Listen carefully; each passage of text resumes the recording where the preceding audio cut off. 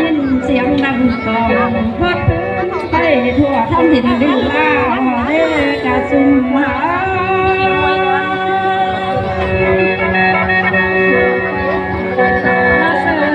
เขาจำได้ข่าวออกหลายผืนหลายโลหน้าบ้านแม่ของเฮาเก่านาแท้นา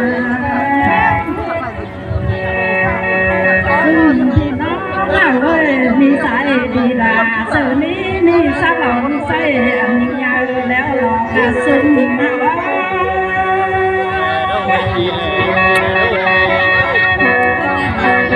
ซุ่มพี่น้องเราเอ้ยเมื่อแอร์เท่าหน้าทั้งอย่างและกว่าแม่นยางเท่า10 กว่าหลายปีมาแล้วหลอกกระซุ่มหา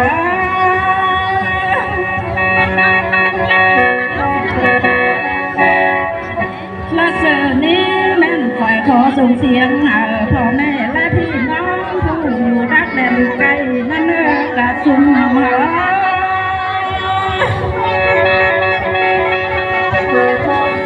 และเสียงอันนี้แม่นออกมาจากเมืองแอบแฝงหัวพันที่มันเท่าได้ซุ่มพี่น้องนาและดินแดนนั้นแม่นแต่กำเนิดมาจากสปป.ลาวแดนสุมา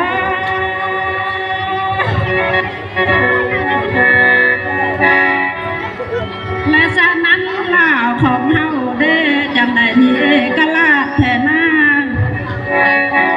ว่าซุ่มพี่น้องเฮาเอ้ยชาติจริงเฮาจำได้เป็นชาติแท้และนักมือนักเจริญกล่าวเข้มแข็งแล้วรอซุ่มพี่น้องเฮา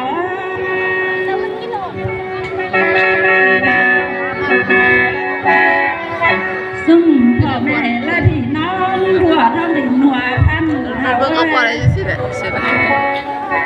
มาเจอนี้เมืองแอร์ของคอยและหน้าข้าแม่ได้สร้างแข่งขันพัฒนาแล้วรอซุ่มพี่น้องค่ะเว้ยขย้อนพัดนำผ้ากันเมืองยันนักแดดแล้วเราก็ซุ่มมา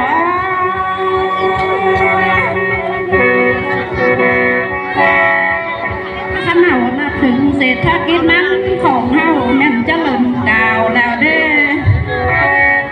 ซุ่มพี่น้องค่ะเว้ยสังคมลาวดาวดินแล้วรอซุ่มมอ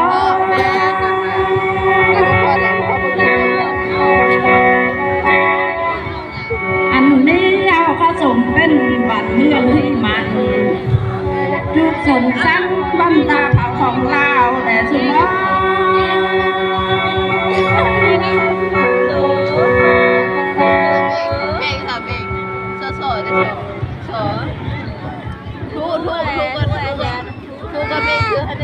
ถูกกัน